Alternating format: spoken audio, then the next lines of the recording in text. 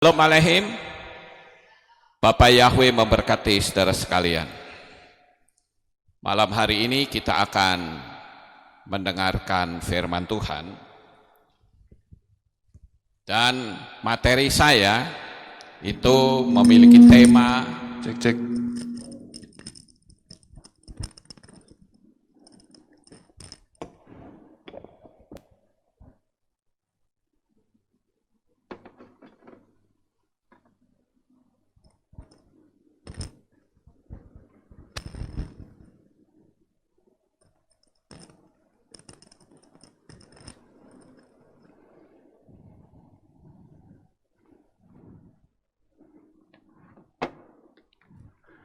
Ya, materi saya pada malam ini memiliki tema trust versus psikologi. Jadi di sini kita akan mendeteksi antara iman atau hanya sekedar psikologi, saudara-saudara. Karena kalau kita tidak menyadari, kita bisa terjebak. Kayaknya iman, padahal itu hanya kemantapan psikologi saja, sehingga tidak membawa hasil apapun. Nah, oleh karena itu, kita akan dasari firman Tuhan pada malam hari ini, saudara-saudara. Kita akan uji apakah kita itu betul-betul ada dalam posisi iman, atau kita sekedar berpsikologi saja. Ya, karena ini sangat tipis sekali bedanya, saudara-saudara. Nah, saya akan ajak untuk kita membaca di dalam kitab Romiah atau kitab Roma, pasal yang ke-8, ayat 35 sampai 39. Demikian bunyinya, Roma 8, 35, 39. Siapakah yang akan memisahkan kita dari kasih Hamasiah? Kesukaran atau kesulitan, atau penganiayaan, atau kelaparan, atau ketelanjangan, atau bahaya, atau pedang, sebagaimana yang telah tertulis, oleh karena engkau kami dibantai sepanjang hari, kami telah diperhitungkan sebagai domba-domba sembelihan. Tapi dalam semuanya ini, kita menang mutlak melalui Dia yang telah mengasihi kita. Sebab aku diyakinkan bahwa baik maut maupun hidup, baik malaikat-malaikat maupun penguasa-penguasa atau kuasa-kuasa, baik hal-hal yang sekarang maupun yang akan datang, baik hal-hal yang tinggi maupun hal-hal yang dalam, ataupun makhluk ciptaan yang lain, tidak akan dapat memisahkan kita dari kasih Elohim yang ada di dalam Hamasiah Yeshua Tuhan kita. Ini adalah surat dari Rabi Shaul atau Rasul Paulus yang memberikan kekuatan untuk orang-orang di Roma. Karena tantangan di Roma itu cukup berat, Bapak Ibu, pada masa itu. Karena penganiayaan orang percaya itu sangat luar biasa. Baik yang datang dari orang Roma sendiri, maupun orang-orang Yahudi yang anti dengan Yesua. Jadi ada dua kubu, baik kubu dalam maupun kubu luar, dia coba untuk menghancurkan habis murid-murid Yeshua. Nah, kalau kita lihat dari pernyataan Rabi Shaul ini betul-betul menyangkut iman. Artinya, sekalipun dalam hambatan yang sangat luar biasa hebat, tapi dengan konsep iman yang kuat, dia sekali-kali tidak akan meninggalkan Tuhan. Sekalipun tantangannya hebat. Kalau saudara membaca satu buku penguasa pada zaman perjanjian baru, Di situ banyak sekali kaisar-kaisar yang saya menyebut kaisar gila semua, saudara-saudara. Karena orang-orang percaya mengalami aniaya yang sedemikian hebat. Yang saya sempat catat, ada 2 kaisar yang betul-betul hebat sekali dalam menganiaya orang-orang percaya kepada Yesua, yaitu Kaisar Caligula dan Kaisar Nero. Bahkan terlalu banyak orang-orang percaya yang harus mati, baik mati disiram dengan aspal panas maupun ditaruh di kandang singa, sehingga murid-murid Yesua dicabik-cabik. Bukan cuman itu, tetapi aniaya-aniaya lain yang lebih sadis, sampai ada yang dimasukkan ke minyak panas dan sebagainya. Salah satu di antaranya adalah Yohanan. Dalam keadaan buta sama sekali, dia dibuang di Pulau Patmos, dan di sana justru mendapatkan penglihatan-penglihatan yang dahsyat yang kita kenal dengan kitab Gilyahna atau kitab Wahyu. Bapak Ibu Saudara yang terkasih, kedatangan anti-Hamasiyah semakin lama semakin dekat, dan saya percaya inilah kesempatan yang terbaik untuk membuktikan iman kita kepada Tuhan, sehingga saat dia datang di awan-awan yang permai, kita betul-betul akan menyongsong Tuhan di awan-awan yang permai.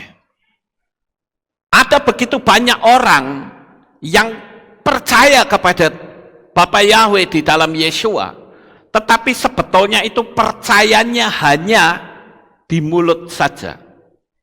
Percayanya itu hanya psikologi, saudara-saudara, bukan percaya atas dasar iman yang teguh. Yang namanya iman yang teguh itu tantangan sehebat apapun, dia tidak akan pernah meninggalkan Tuhan.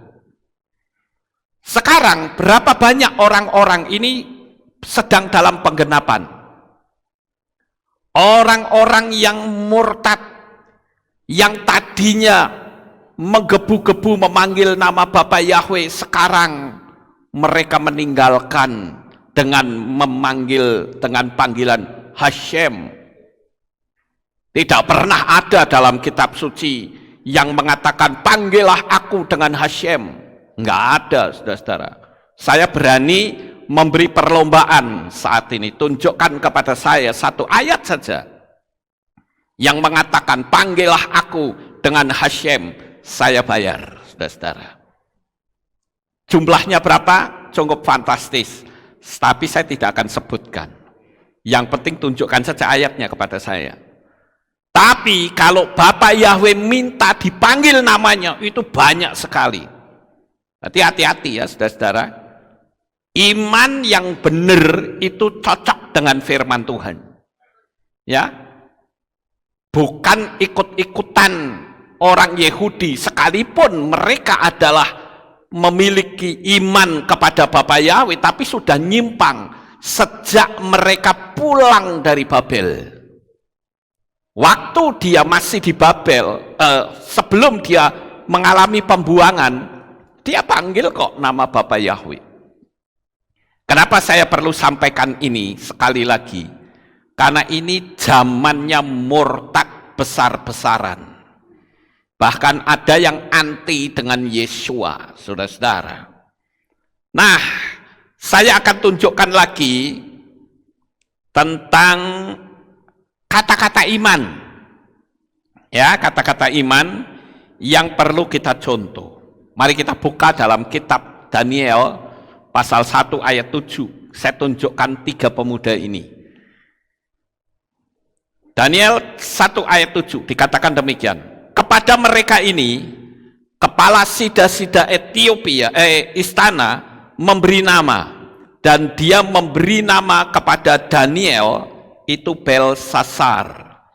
Kepada Hananya Sadrah, dan kepada Misael, Mesah, dan kepada Azaria, Abednego. Ini adalah peristiwa ketika bangsa Israel itu sudah ada dalam pembuangan di Babel, saudara-saudara. Dan di sini rupa-rupanya bangsa Israel itu mengalami penindasan yang begitu hebat, bukan saja penindasan secara fisik. Orang-orang yang tidak berpotensi tentu saja sangat menderita. Tapi orang-orang yang berpotensi, memang dia memiliki jabatan-jabatan yang penting di pemerintahan. Tetapi nama mereka tidak boleh berbau Israel. Sama seperti ketika Indonesia di bawah rezim Soeharto. Tidak boleh itu ada nama yang bernuansa Cina, itu tidak ada. Tidak boleh. Tapi kenapa yang bernuansa Arab kok tetap jalan ya saudara? Aneh sekali. Tapi ya sudahlah. Nama boleh diganti, tapi imannya tidak bisa diganti. Itu baru yang namanya iman yang kuat, saudara-saudara. Saya beberapa waktu yang lalu mendapatkan kiriman video dari salah seorang teman, itu dari Cokro TV. Itu sangat bagus sekali. Dia membongkar sesuatu yang bernuansa etnis Cina, saudara-saudara.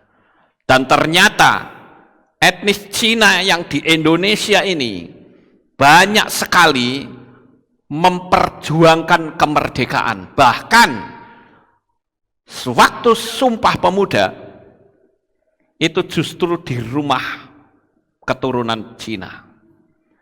Dan yang mengungkapkan ini adalah justru orang Aceh. Wih, sangat luar biasa sekali, ya.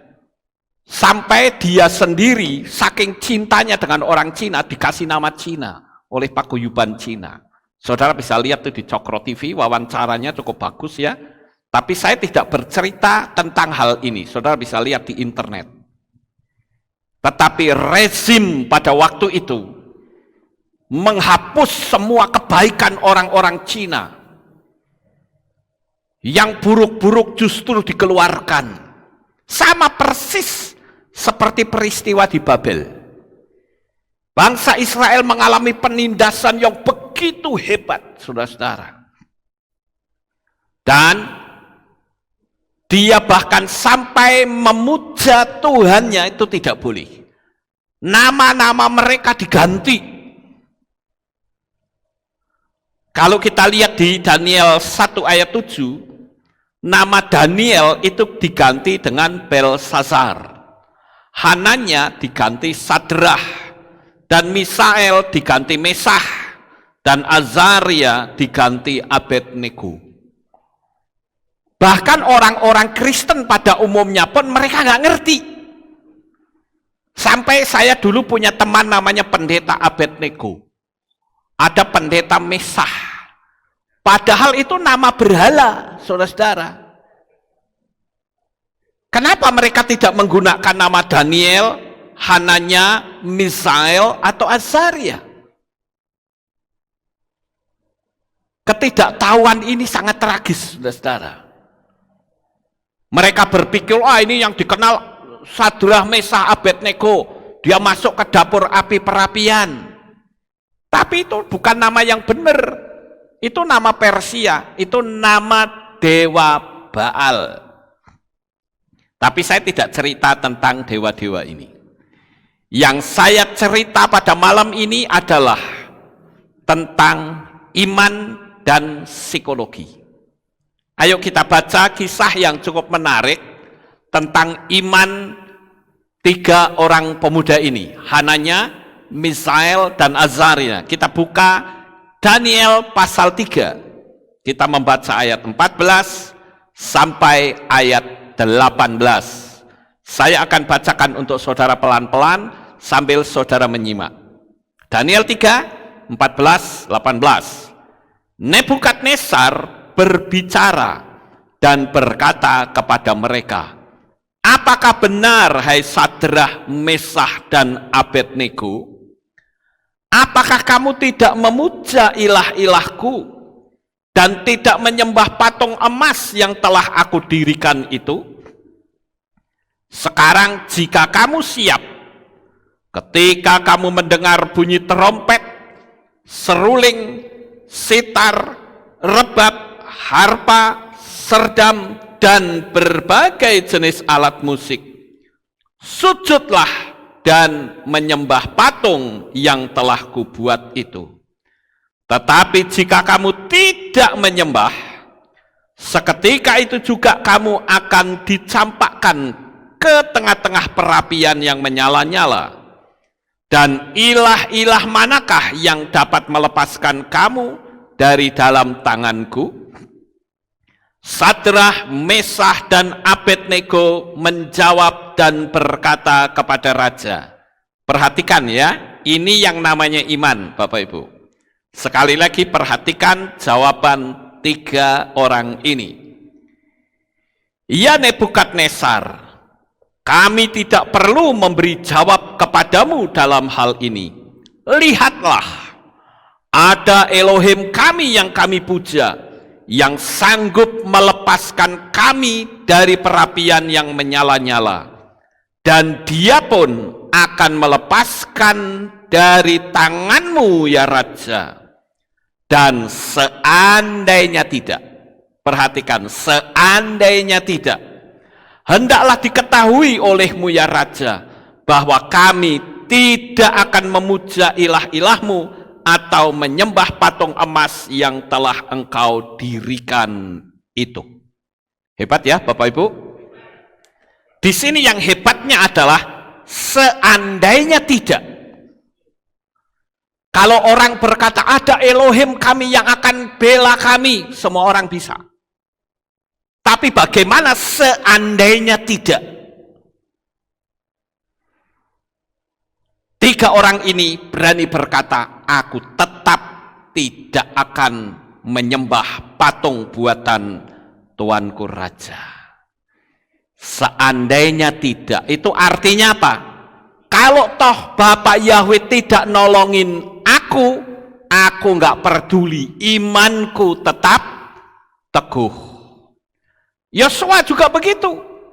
Sekarang kamu pilih, kamu menyembah siapa? Tapi aku dan keluargaku akan menyembah kepada Yahweh. Itu baru iman, saudara-saudara.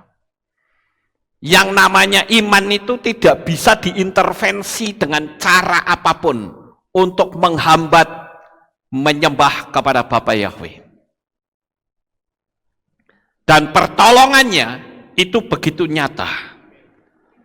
Di dalam kita menjalani kehidupan ini, Bapak Ibu, kadangkala kita harus berhadapan dengan hambatan yang menahan laju visi dan impian kita.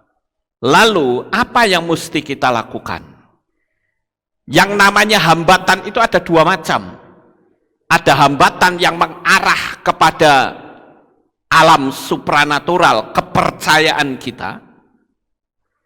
Dan ada juga hambatan yang mengarah kepada dunia fisik kita. Seperti sekarang, bagaimana seandainya kondisi yang orang luar sana berkata serba sulit, lalu kok kita bisa ikut-ikutan berkata aku juga selalu sulit, diimani serba sulit, dan jadilah sulit beneran. Yang salah siapa? Ya. Yang salah ya diri sendiri. Sekarang saya perlu kasih tahu ya Bapak Ibu, dengarkan ucapan saya. Baik saudara yang ada di sini maupun ada di rumah. Corona boleh jalan, mau corona kayak mau koroni kayak, emang gue pikirin. Tapi saya katakan, kesulitan tidak akan menimpa hidupmu selama kita yakin betul bahwa Bapa Yahweh itu maha kuasa. Itu iman saya, saudara-saudara. Tapi kalau kita ketakutan itu saudara sudah melangkah ke hal-hal yang negatif. Ya kalau saudara hidupnya susah, nggak ada duit masuk, ya jangan salahkan Tuhan. Anda yang menciptakannya. Makanya saya tegas dalam soal ini, saudara-saudara. Bisa nggak kita berkata, seandainya memang aku harus mati kelaparan, ketahuilah kasihku kepada Bapa Yahweh tidak akan pernah luntur. Nah, itu baru iman, saudara-saudara. Kan sama seperti Hananya, Misael, Azaria. Kalau seandainya dia tidak tolong, engkau perlu ketahui rajaku, aku tidak akan mau menyembah patung emas buatan Tuanku Raja. Dan memang akhirnya mengalami kesulitan, betul bukan? Mengalami kesulitan. Tapi apakah Tuhan itu berpangku tangan? No, tidak. Hari ini saya perlu kasih tahu kepada saudara, yang saat ini mungkin iman saudara sedang pada goyah, ambil tekad hari ini juga engkau pindah dari tempat yang berenergi negatif ke positif. Yakinlah bahwa Bapa Yahweh yang Anda sembah, yang aku sembah adalah Yahweh yang maha dahsyat, maha kuasa, maha dalam segala-galanya. Jangan pernah takut, saudara-saudara. Bagi saudara para pendeta, saya ingatkan, Anda pasti ikut streaming saya. Jangan takut dengan ancaman sinode. Kalau engkau sudah mengerti tentang nama Yahweh, beritakan, jangan pernah takut. Itu baru iman yang benar.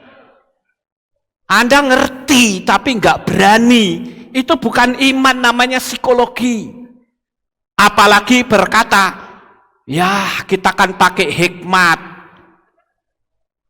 Justru kalau mau pakai hikmat, beritakan. Karena kalau saudara mati, masuk neraka bersama dengan jemaat yang engkau gembalakan. Ingat itu. Saya tidak tahu kenapa saya harus bicara seperti ini. Karena banyak sekali jemaat yang bergelimpangan jatuh dalam pemujaan yang salah dengan alasan karena pendetaku saja tidak mau mengubah. Apa Anda tidak kasihan? Saya boleh dibilang orang yang Tuhan izinkan orang pertama memanggil nama Yahweh dari institusi gereja. Apakah tantangannya tidak ada? Oh, tantangannya berat. Semua pelayanan saya ditutup oleh banyak pendeta, tapi Tuhan jebol sampai kemana-mana. Kalau dulu pelayanan saya berputar-putar hanya di Jawa Tengah, tapi ketika ditutup, saya jebol sampai ke Eropa, sampai ke Australia. Haleluya. Percayakan segala sesuatu dalam tangan Bapa Yahweh. Dia itu kuat. Saya nggak punya kerjaan loh, saudara-saudara. Saya nggak punya bisnis di luar sana. Jadi saya bisa makan itu karena apa? Uang jemaat. Mereka kasih uang sama saya. Sehingga saya bisa makan. Lah, orang yang kasih uang kok tak biarkan untuk binasa? Lah, jahat saya. Saya dulu waktu di organisasi lama, saya bilang, saya loyalitasnya tinggi dengan organisasi. Tapi saya bukan bekerja untuk organisasi. Tapi saya bekerja untuk Bapa Yahweh. Ketika aku kenal dia, Bapa Yahweh tidak pernah mengecewakan saya. Dan saya katakan, Bapak-bapak pendeta yang saya kasihi, Bapa Yahweh tidak pernah mengecewakan engkau. Jangan takut, beritakan. Paling-paling dipecat. Dipecat boleh gabung sama saya. Ya. Asal jangan dipecat masuk Samayim. Itu yang ngeri, saudara-saudara. Ya. Nah, saya ngomong pendeta, sekarang ngomong jemaat. Ya, supaya apa? Supaya ada balance, ya, ada balance. Nah, kita lanjut nih, Bakti. Ini. Nah, saudara-saudara yang terkasih, ada dua hal yang sangat jelas. Sebentar, saya akan lihat ini.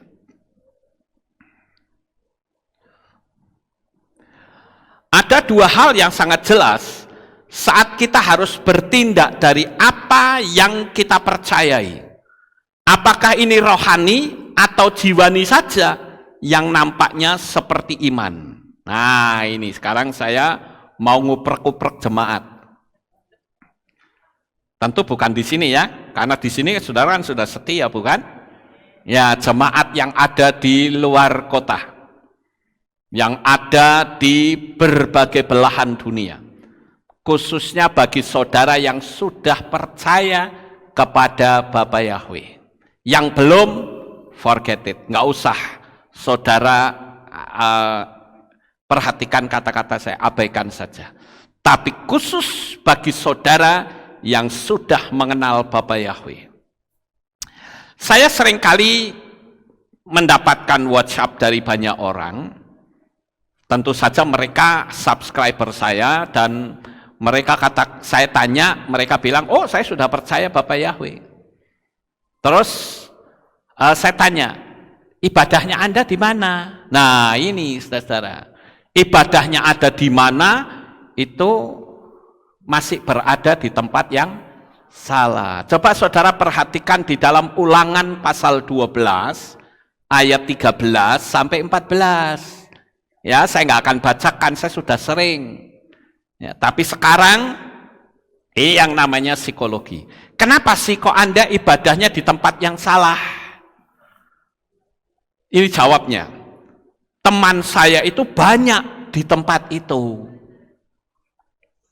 Loh, kalau teman banyak, lalu apakah kita harus ikut ritual? Ya toh, saudara? Enggak kan? Kalau mau temannya banyak, ya sudah, datengin aja temannya. Kan tidak harus dalam jam ibadah. Betul enggak? Itu baru iman. Tapi kalau Anda ibadah di situ hanya karena temannya banyak, itu psikologi namanya. Yang kedua, gembalanya pernah nolong saya saat saya menghadapi kesulitan keuangan. Jadi saya hutang budi. Itu iman atau psikologi? Psikologi, saudara-saudara.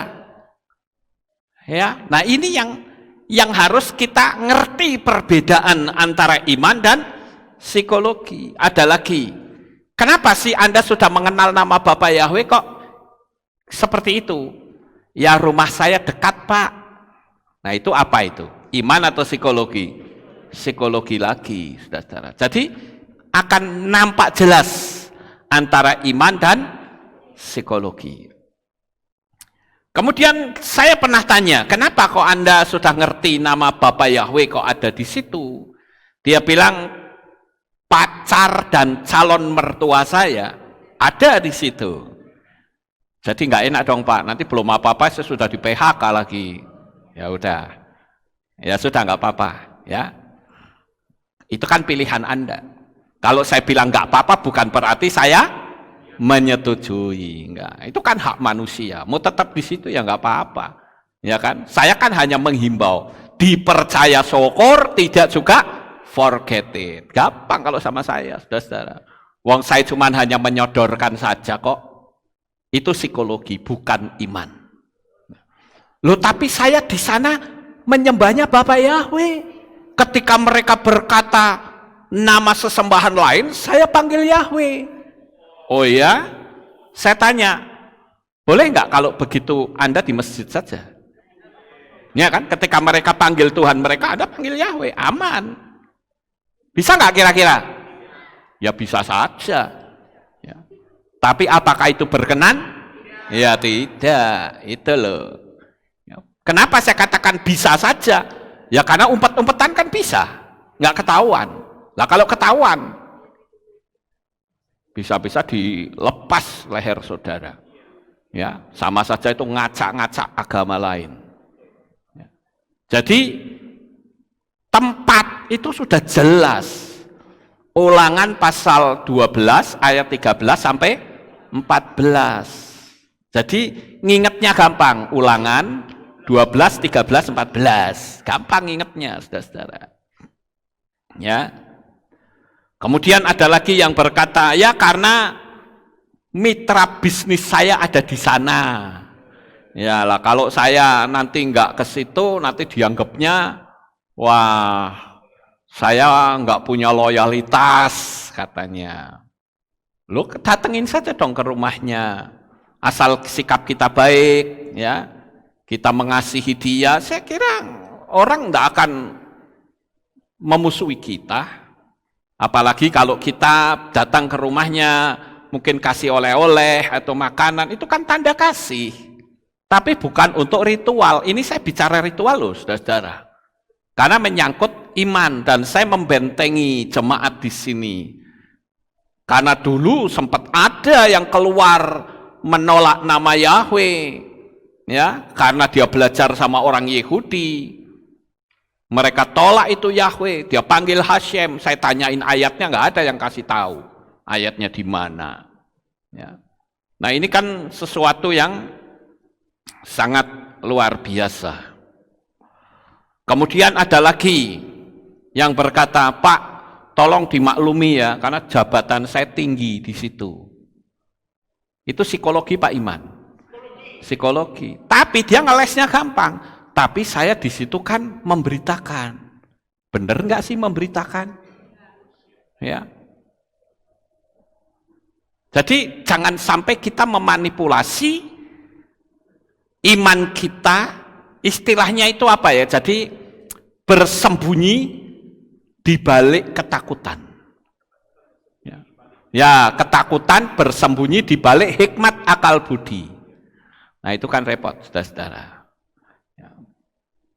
Kemudian ada lagi yang bilang, saya takut dipecat, dikatain sesat dan tidak punya pelayanan. Wah, kalau saya nggak punya pelayanan, saya makan dari mana, Pak? Ya dari Bapak Yahweh lah. Ya, emangnya Bapak Yahweh nggak sanggup kasih makan saudara? Orang burung-burung di udara yang tidak menabur aja dikasih makan, iya toh Bapak Ibu? Apalagi kita, anak-anaknya Bapak Yahweh. Saya punya keyakinan penuh, sepenuh hati saya, bahwa kalau kita berpihak kepada Bapak Yahweh, hidup kita dipelihara sampai kita mati, saudara-saudara. Jadi nggak usah takut. Ada saja pertolongan Tuhan itu yang datang sama kita. Selama kita yakin bahwa Bapa Yahweh adalah Tuhan Sang Pencipta yang betul-betul menjaga hidup kita. Lah kalau kita mati, ya wis. Oh mati besok, mati lusa, 10 tahun, mati sekarang ya sama saja. Iya toh, saudara-saudara? Lah kalau sudah seperti itu kan wis nggak bisa diganggu gugat. Kalau nanti Pak Lukas dibunuh orang, bagaimana? Bunuh ya bunuh saja, nggak masalah. Wong saya mati sekarang, mati besok, mati lusa ya padha wae kok. Iya kan? Ngapain kita mesti takut? Wong hidup di dunia ini sederhana. Hidup di dunia cuma sementara. Ngapain kita mesti takut, saudara-saudara? Yang penting kan jalan kita benar. Dan kita bukan penganiaya, kita hanya mempertahankan iman seperti Hananya, Misael, dan Azaria. Makanya saya bilang, saya melarang jemaat siapapun untuk melakukan kekerasan. Iman kita bukan iman kekerasan. Tapi iman kita adalah iman yang kokoh, yang memandang hanya kepada Bapa Yahweh yang Maha Kuasa. Dia yang memberi kehidupan kepada kita. Kalau mungkin 10-20 tahun yang lalu, saat saya pertama memanggil nama Bapa Yahweh, mungkin orang masih gamang, ya kan? Masih bingung. Lah sekarang sudah banyak tokoh-tokoh Kristen yang mengakui bahwa Yahweh itu adalah Tuhan Sang Pencipta. Ya sudah, nggak usah dirubah-rubah dengan nama yang lain. Itu urusan mereka. Urusan kita Tuhannya orang Israel itu bernama Yahweh. Mose juga menyembah Yahweh. Abraham juga menyembah Yahweh. Itu gampang sih sebetulnya, ngapain susah. Ya.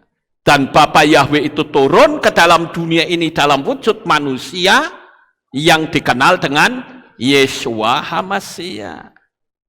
Kalau dihitung pakai angka gematria, kata Yeshua itu sama persis dengan Yahweh dan Sem Elohe, nama Tuhan. Persis, saudara-saudara. Saudara bisa lihat video-video saya yang sebelum-sebelumnya cukup banyak saya membahas masalah hal ini. Ya. Jadi kalau saya katakan psikologi dan iman itu sangat berbeda, sekalipun mirip, dan orang bisa saja merekayasa psikologi yang nampak seolah-olah iman. Saya bisa saja menyembunyikan nama besar Bapa Yahweh. Paling-paling yang saya tegasi orang-orang pastori saja.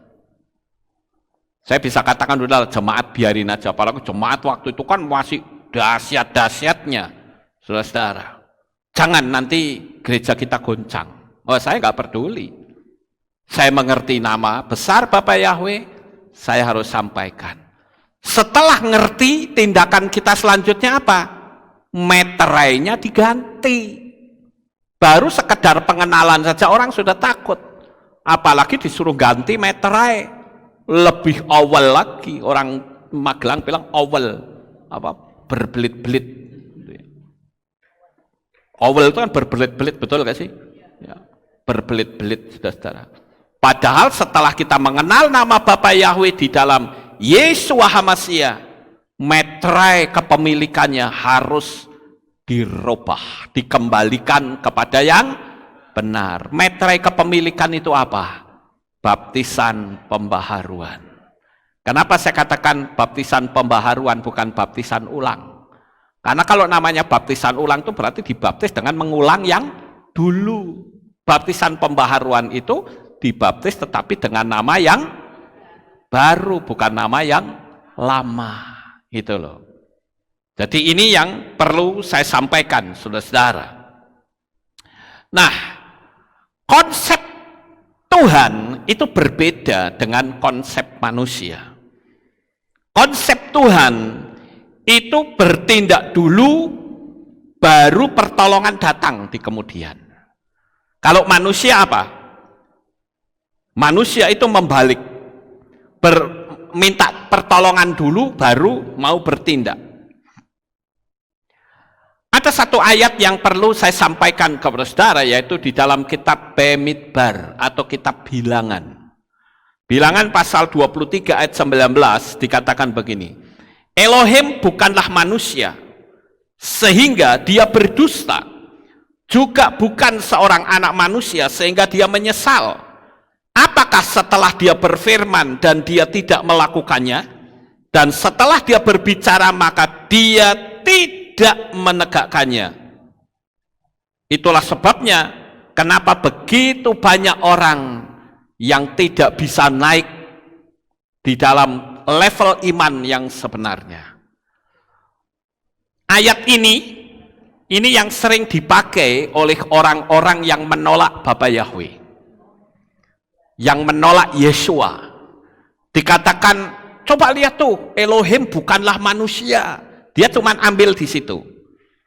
Kan saya bilang bahwa Yahweh itu Elohim yang menjadi manusia, yaitu Yeshua HaMashiach. Saudara lihat bukan penglihatan anak kecil beberapa waktu yang lalu yang saya tayangkan? Mereka apakah ahli teologi ya? Tidak. Tapi dia dengan tegas berkata, Bapa itu yang datang. Dia raja katanya. Dia nggak pernah diajari teologi oleh orang tuanya, umurnya juga masih kecil, saudara-saudara. Tapi dia berkata jelas, yang datang itu Bapa. Lah Bapaknya siapa? Ya Bapa Yahweh, saudara-saudara. Nah, ayat ini yang seringkali dipakai untuk menolak Yeshua dengan kata apa? Elohim bukanlah manusia. Tapi arah ayat ini bukan mengarah kepada Yeshua, tapi berbicara tentang karakter. Karena dikatakan Elohim bukanlah manusia sehingga dia berdusta. Kalau manusia bisa saja berdusta. Tapi kalau Elohim, Bapa Yahweh, dia tidak pernah berdusta. Kondisi seperti apapun, gantungkan harapmu hanya kepada Bapa Yahweh, dan engkau akan aman dalam lindungan tangan kasih-Nya. Haleluya.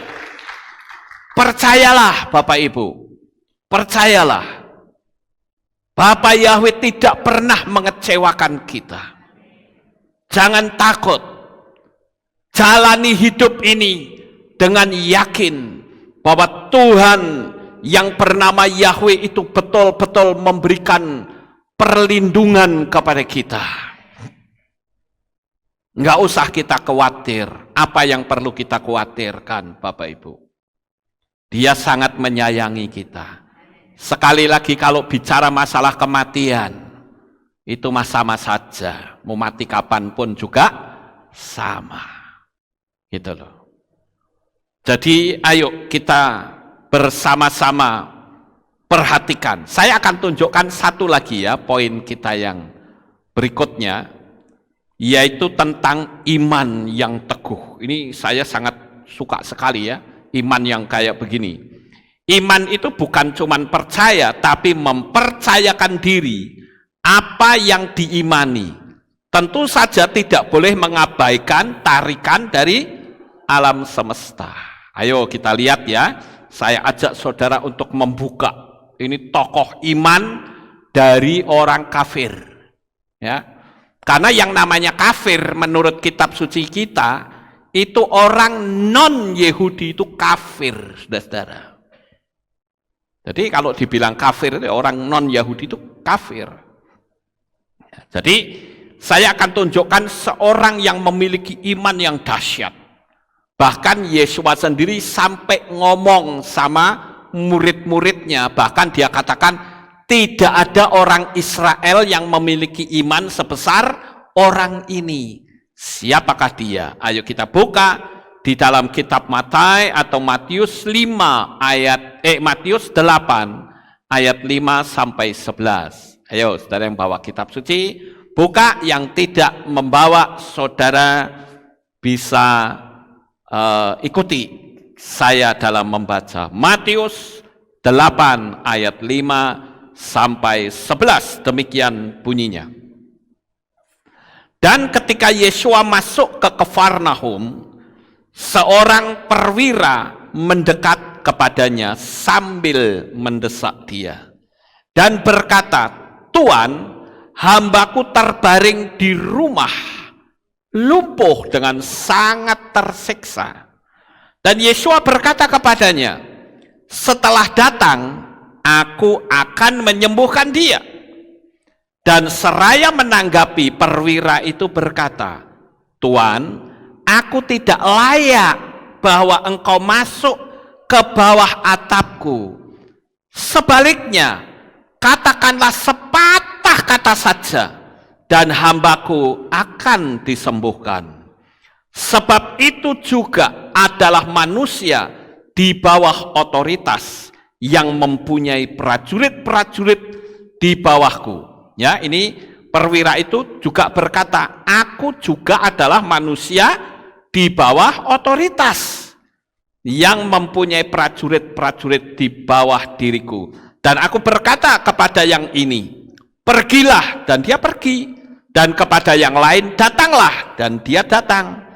Dan kepada hambaku, lakukanlah ini, dan dia melakukannya. Dan Yesua setelah mendengarkan, dia kagum dan berkata kepada mereka yang sedang mengikuti. Perhatikan, sesungguhnya aku berkata kepadamu, bahkan di antara orang Israel pun aku tidak menemukan iman sebesar ini. Dan aku berkata kepadamu bahwa banyak orang dari timur dan barat akan datang dan duduk makan bersama Abraham dan Yitzhak dan Yakob dalam kerajaan surga. Nah, Bapak Ibu yang terkasih, mari kita akan coba untuk merekonstruksi kisah ini yang bagi saya sangat menarik sekali, yang berkaitan dengan iman. Ini kisah tentang seorang perwira Romawi. Jelas itu orang kafir, saudara. Ya, perwira yang minta tolong kepada Yesua karena hambanya sakit. Ingat loh, yang sakit itu hambanya, bukan pegawainya. Jadi saya bisa mengambil kesimpulan Bapak Ibu, bahwa perwira ini adalah orang yang sangat rendah hati. Ini modal utama untuk kita bisa mendapatkan mujizat dari Tuhan. Rendah hati. Dia tidak membeda-bedakan apakah ini pegawai, apakah ini budak. Dan ini dikatakan yang sakit adalah hambanya. Berarti di rumah perwira itu dia tidak punya jabatan apapun kecuali dia sebagai jongos, sebagai pembantu. Orang menyebut dengan panggilan apa? Budak atau babu atau apalah. Ya, mau laki mau perempuan, pokoknya pegawai rendahan di rumah perwira itu. Dan yang kedua, yang menarik perhatian di sini, perwira ini tentu memiliki intelektual yang tinggi. Namanya perwira, tentu dia punya pendidikan yang tinggi. Sedangkan Yesua itu hanyalah seorang anak tukang pahat kayu, pahat batu, saudara-saudara, tukang pahat. Jadi kalau dilihat dari jabatan antara perwira dengan Yesua secara fisik, tentu saja tinggi perwira. Karena Yesua itu paling-paling ya masuknya ke yeshiva, ke pesantrennya orang Yahudi. Jadi kalau dilihat dari kedudukan pun, perwira ini punya kedudukan tinggi, intelektualnya tinggi, punya kuasa yang luar biasa. Nah sekarang perwira itu minta tolong kepada Yesua. Dan bukan cuma itu saja, tetapi saya membayangkan bahwa perwira itu tentu umurnya lebih tua dari Yesua. Yesua pada masa itu umurnya sekitar 30-an. Karena Yesua mati pada umur 33,5 tahun, saudara-saudara. Jadi umur Yesua dengan perwira ini jauh berbeda. Perwira ini tentu lebih tua, saudara-saudara. Dan kalau kita lihat dari sisi ekonomi, perwira ini ekonominya jauh lebih tinggi, lebih kaya dari Yesua yang hanya seorang tukang pahat saja. Tetapi saudara-saudara, perwira ini menunjukkan dahsyatnya iman, kepercayaan kepada Yesua, sekalipun dia orang kafir. Nah ini kita bersyukur karena kita hidup di zaman anugerah. Yang namanya anugerah itu bukan menolak Torah, bukan. Tetapi kita yang orang kafir, orang goyim, memiliki kesetaraan dengan orang Israel. Itu namanya anugerah. Sama seperti negara Indonesia.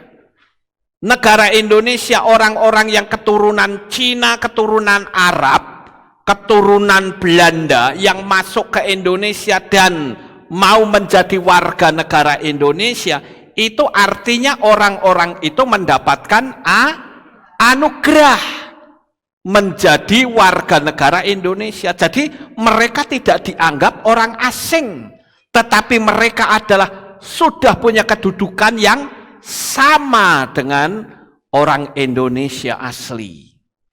Tetapi apakah dengan mereka masuk menjadi orang Indonesia lalu peraturan Indonesia dihapus? Ya tidak, saudara. Sama seperti ketika kita percaya kepada Bapa Yahweh di dalam Yesua HaMasyiah, kita mendapatkan anugerah keselamatan mutlak dari Tuhan. Aturannya tidak boleh kita hapus. Bagaimana mungkin orang dengan lantangnya berkata Torah tidak berlaku? Siapa dia? Yesua saja tidak menghapus Torah. Rabi Shaul juga tidak menghapus Torah. Lah kita kok berani-beraninya menghapus peraturan yang mutlak? Itu kan undang-undang dasar yang tidak bisa diubah dengan cara apapun. Nanti kalau orang tanya, nanti bagaimana menjalani? Gampang. Kalau ingin menjalani Torah yang benar, ikuti pola hidupnya Yesua. Karena Yesua itu disebut sebagai Torah Chaim, Torah kehidupan. Jadi kalau pengen tahu jalanin Torah itu seperti apa, ikuti pola hidupnya Yesua. Itu berarti saudara menjalani Torah, nggak perlu berbelit-belit, saudara-saudara. Sampai kita kan nyanyi seperti Yesua, seperti Yesua. Apanya yang seperti Yesua? Kadang kita pingin seperti Yesua, pingin apa? Berdoa menyembuhkan orang. Tapi bagaimana ketika Yesua menghadapi banyak tantangan, banyak ejekan, olokan? Betulkah kita seperti Yesua? Itu yang jadi masalah. Kalau memang kita seperti Yesua, diolok, dicaci maki, dihina, ya sudah, diamkan saja. Ngapain kita pusing dengan orang yang menghina? Justru kita berterima kasih karena dengan adanya orang menghina kita, orang tersebut menolong kita untuk membuka alam supranatural kita. Caranya harusnya bagaimana? Nubuatkan diri sendiri dengan nubuatan yang besar saat alam supranaturalmu terbuka, dan itu pasti terjadi. Amin, haleluya. Bukan malah kita memusuhi orang. Biarkan saja dia menghina kita. Wong dia punya mulut kok. Dia punya hak untuk menghina kita. Tapi kita punya hak juga untuk menubuatkan hal-hal yang besar bagi diri kita sendiri. Dan apa yang kita nubuatkan itu pasti terjadi, saudara-saudara. Itu yang harus kita ketahui. Nah, sekarang kita lanjut ke perwira tadi. Ketika perwira tadi minta tolong kepada Yesua, Yesua bilang, oke, saya mau datang ke rumah kamu. Tapi perwiranya langsung berkata apa? Nggak usah datang. Aku nggak layak. Aku hanya minta engkau mengucapkan sepatah kata saja. Nah, ini sudah bicara otoritas, Bapak Ibu. Perwira itu kan sedang bermasalah. Ya kan? Masalahnya apa? Pegawainya sakit dan mau mati, saudara. Dia minta tolong kepada Yesua dan Yesua menyanggupi. Perwiranya bilang, jangan, nggak usah, aku nggak layak. Karena bagi perwira, Yesua itu adalah sesosok yang pribadi yang dahsyat, manusia yang terhormat, saudara-saudara. Makanya dia bilang, aku nggak layak. Coba kalau perwira itu tidak menganggap Yesua sebagai sosok yang terhormat, ya tentu saja, ayo datang ke tempat saya. Bahkan kamu tak perintah harus mau, karena aku seorang pejabat tinggi. Ya kan? Tapi faktanya perwira itu tidak ngomong begitu.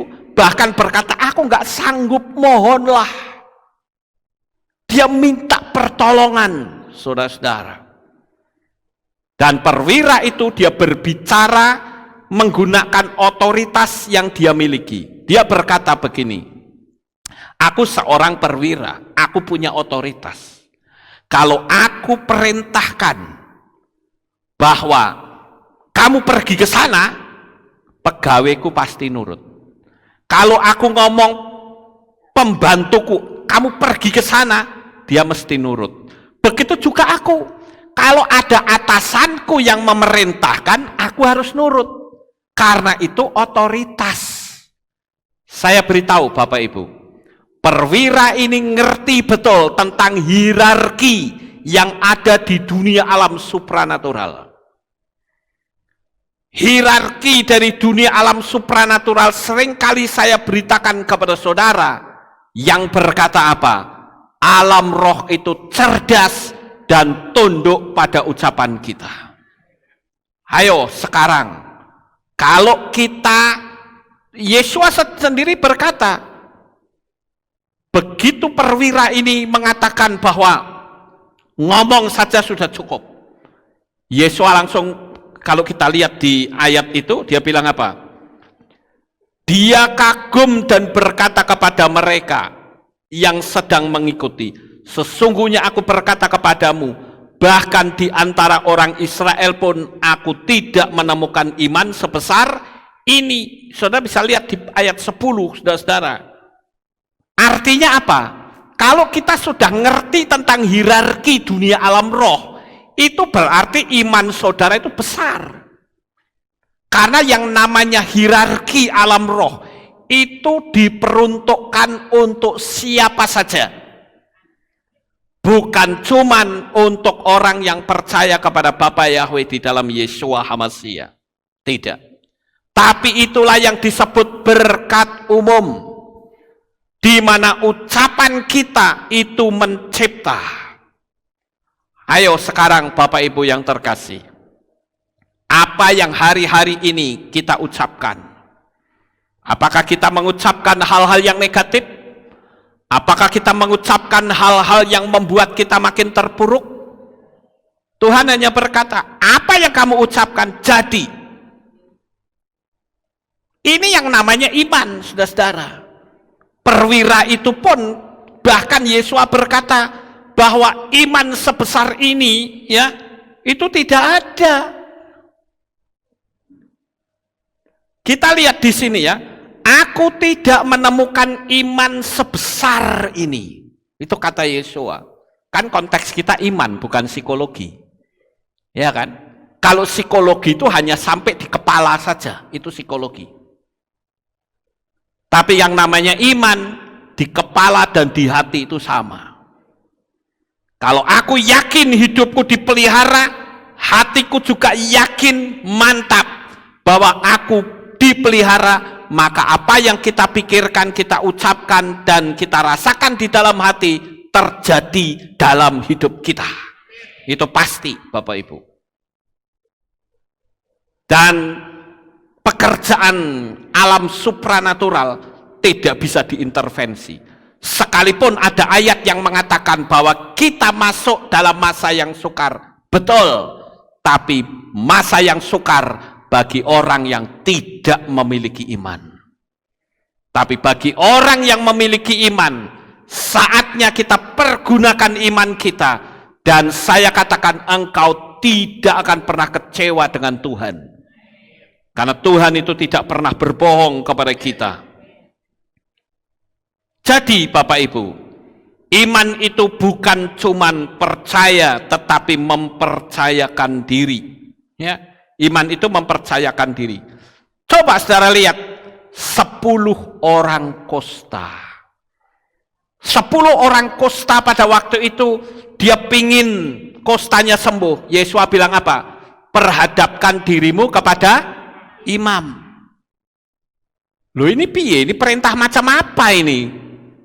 Mosok diperhadapkan kepada imam? Emangnya kalau saya sampai ke imam saya sembuh? Ya kalau sembuh lah, kalau tidak, wah saya bisa digampar sama imam-imam.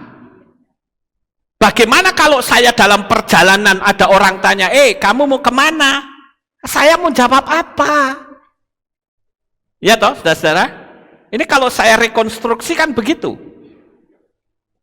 Orang kosta itu juga punya pergumulan. Ya kalau saya ditanya, kamu mau kemana? Ya kok gembruduk pada ke sana? 10 orang kan gembruduk berarti banyak orang. Mau geruduk imam apa ke sana? Enggak, aku cuman mau nunjukkan penyakit kostaku ini loh. Kata Yesua, aku kalau menunjukkan ke imam pasti sembuh, tunjukkan kepada imam. Lah ya nek sembuh lah kalau tidak.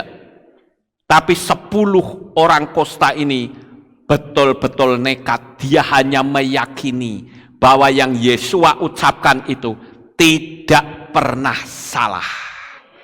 Hari ini pun saya katakan, jangan takut ketika usahamu mulai goyang. Bapak Ibu yang terkasih, doa saya tiap-tiap malam agar para subscriber diberkati, begitu juga dengan seluruh jemaat di sini.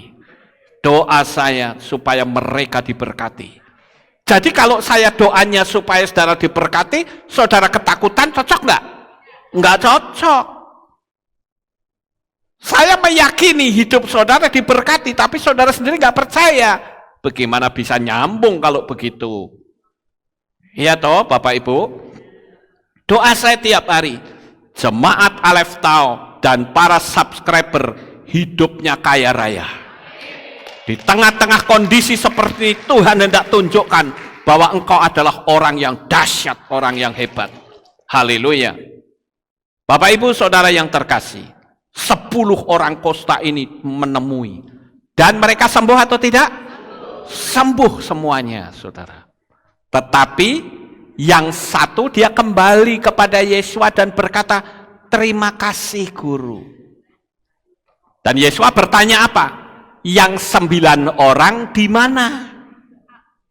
Ya, ini kan menjadi sebuah gambaran. Banyak orang yang menerima mujizat sesuai dengan hierarki alam semesta, aturan yang ada yang saya menyebutnya hukum daya tarik menarik. Ketika Anda sudah mendapatkan mujizat, nggak mau berterima kasih, nggak mau bersaksi.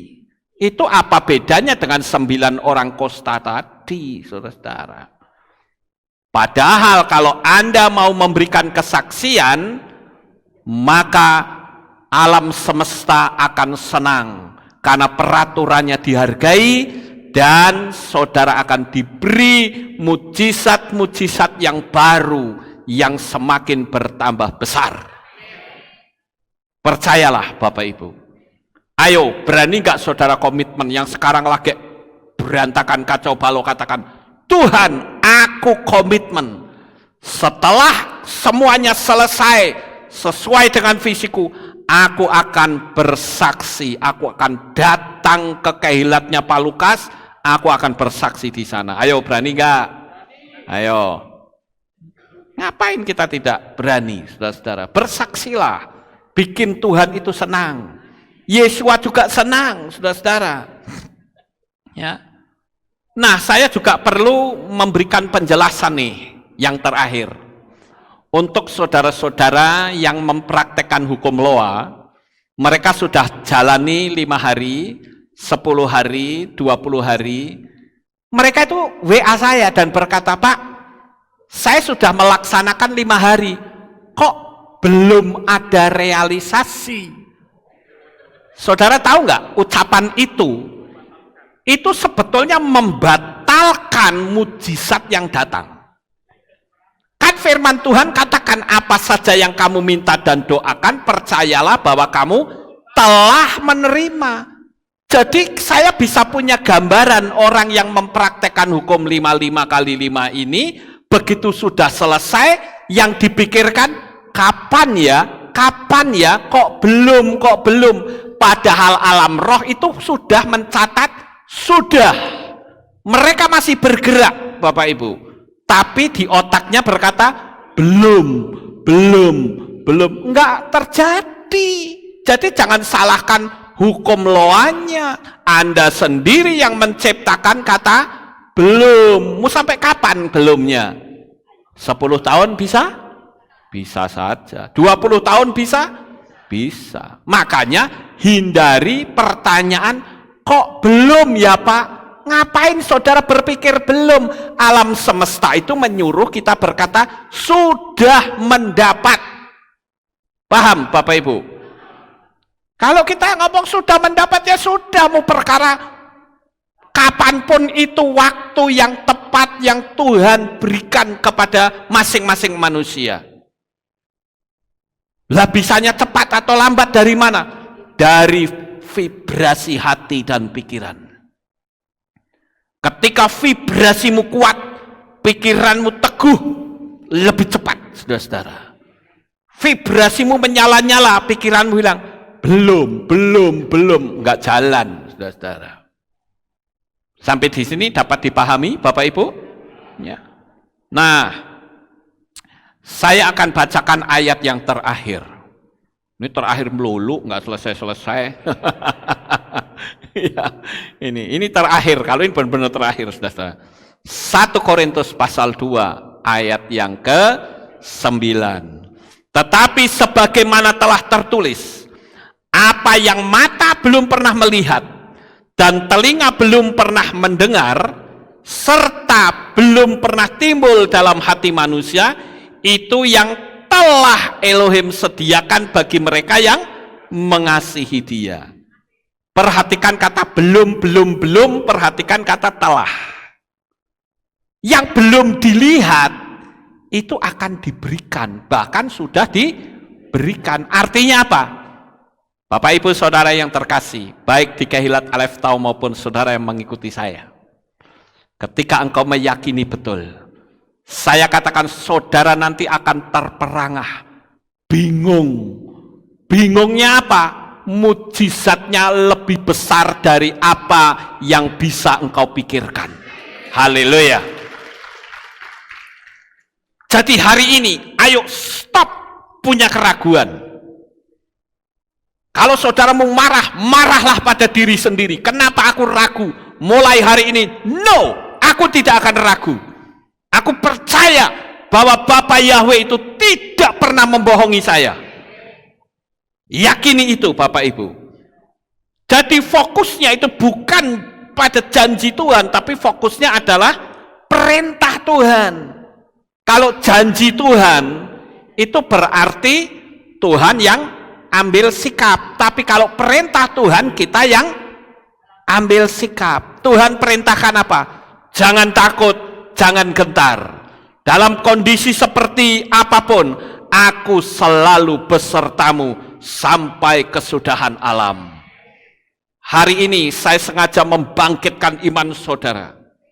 Jadi jangan sampai saudara itu juga kalau ibadah juga tergantung moodnya. Kalau aku moodnya lagi males, ya sorry ya, nanti saja minggu depan. Nanti males lagi, sorry ya, nanti tahun depan. Atau pas ada perayaan saja. Atau ya saya kan sudah ikut streaming, sama saja bukan? Ya sudah karepmu. Ya saudara. Jadi saya ingin, ayo mantapkan iman saudara, karena Bapa Yahweh itu adalah Tuhan yang penuh kasih, yang tidak pernah membohongi kita semuanya. Bapa Yahweh itu adalah Tuhan yang maha dahsyat. Sukses besar untuk saudara. Bapa Yahweh memberkati. Haleluya. Kita tunduk kepala, kita akan berdoa. Terima kasih ya Tuhan. Malam hari ini kami telah mendengarkan renungan firman-Mu. Biarlah apa yang kami renungkan, kami boleh tanamkan di dalam hati. Dan di akhir zaman ini, berkat-Mu semakin Kau limpahkan kepada kami, semakin bertambah besar. Karena kami percaya Engkau adalah Tuhan yang ajaib. Terima kasih Bapa Yahweh, meteraikan firman ini di dalam hati anak-anak-Mu semuanya. Di dalam nama Adonai Yeshua HaMashiach, kami sudah berdoa. Amin. Haleluya. Kita akan dengar pengumuman. Shalom, salam sehat bagi kita semua. Salam sehat bagi kita semua. Berjumpa kembali dalam Alef Tau Breaking News. Berikut saya sampaikan pengumuman untuk minggu ini.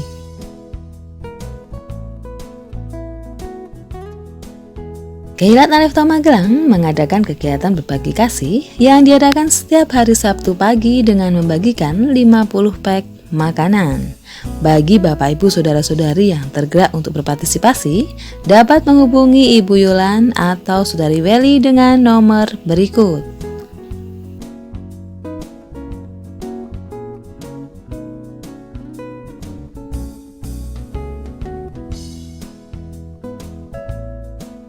Dengan adanya erupsi Gunung Merapi, maka warga dipindahkan ke tempat pengungsian.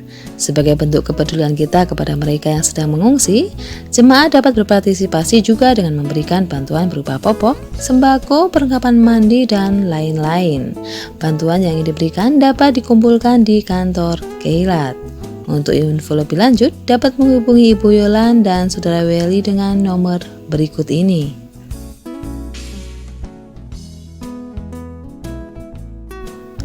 Hadirilah perayaan Hari Raya Hanukkah yang akan dilaksanakan pada hari Sabtu 12 Desember 2020 pukul 5 pagi saat ibadah Sabat, juga pada hari Minggu 13 Desember 2020 pukul 6 pagi dan 5 sore, serta hari Rabu 16 Desember 2020 pukul 6 sore di Kehilat.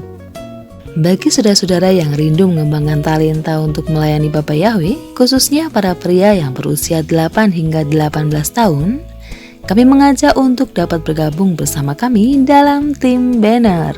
Mari bersama-sama kita menyenangkan hati Bapa Yahweh. Bagi saudara yang berminat, dapat menghubungi saudara Kevin di nomor 0811 2956 191, 0811 2956 191. Pendaftaran ditunggu paling lambat tanggal 31 Desember 2020. Hadirilah ibadah tutup tahun yang akan diadakan pada hari Rabu 30 Desember 2020 pukul 6 sore di Kehilat. Yang biasanya diadakan tanggal 31 Desember, tahun ini diadakan tanggal 30 digabung dengan ibadah di hari Rabu.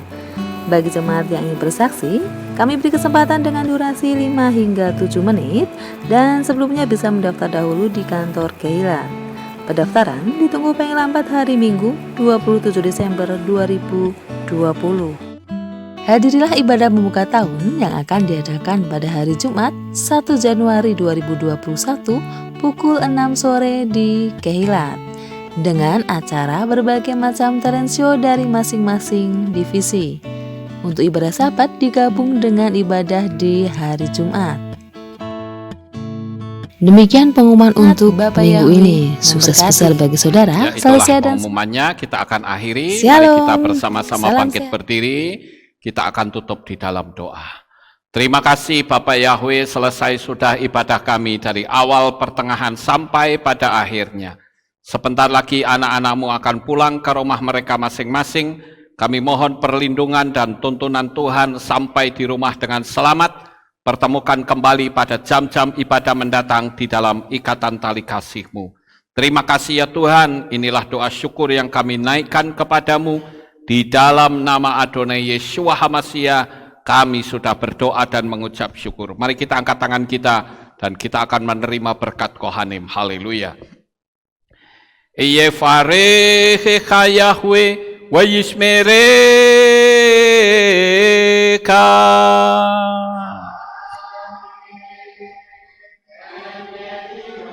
Yair Yahweh pandau eleka wechoneka.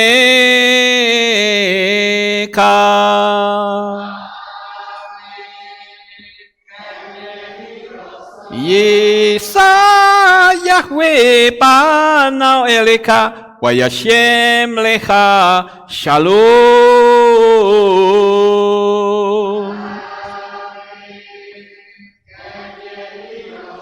Baruk atapair ufaruk atabasadeh, engkau akan diberkati di kota dan kau akan diberkati di ladang.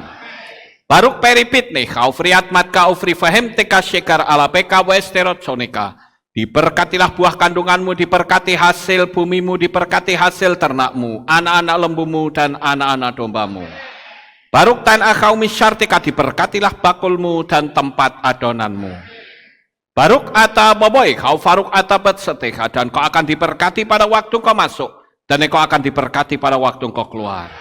Baruk ata Yahweh Eloheinu melek haolam, besem Yeshua HaMashiach waruah hakodes kile olam faed. Kami sudah berdoa dan mengucap syukur. Haleluya.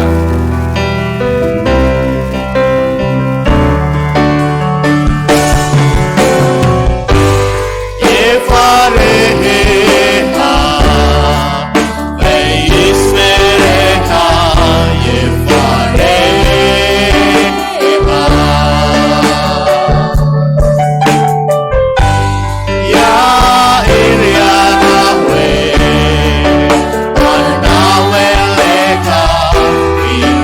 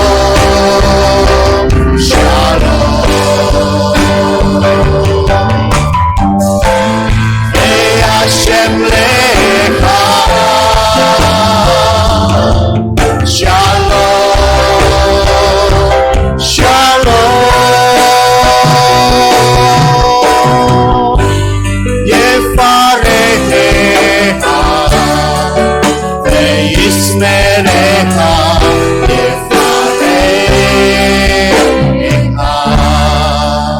Selamat malam, selamat ulang. Bapak Yahweh memberkati kita semua.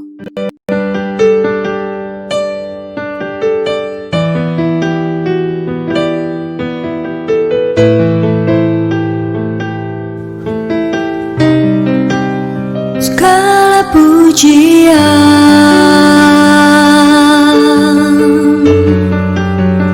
hanya untuk-Mu Tuhan, segala kehormatan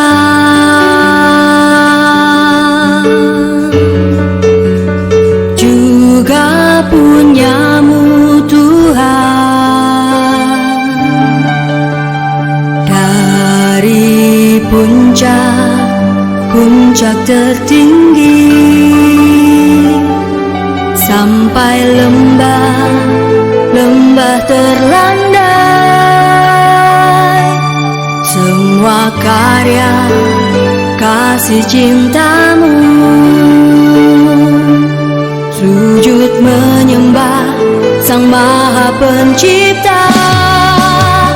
Hatiku menari disertai derai air mata memanggil nama-Mu, Yahweh Tuhan. Segala kemuliaan hanya bagi-Mu.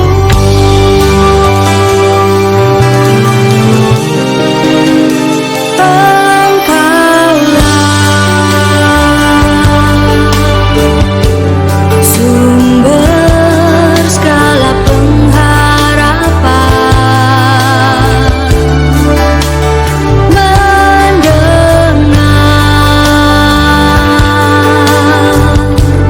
memulihkan hati yang luluh,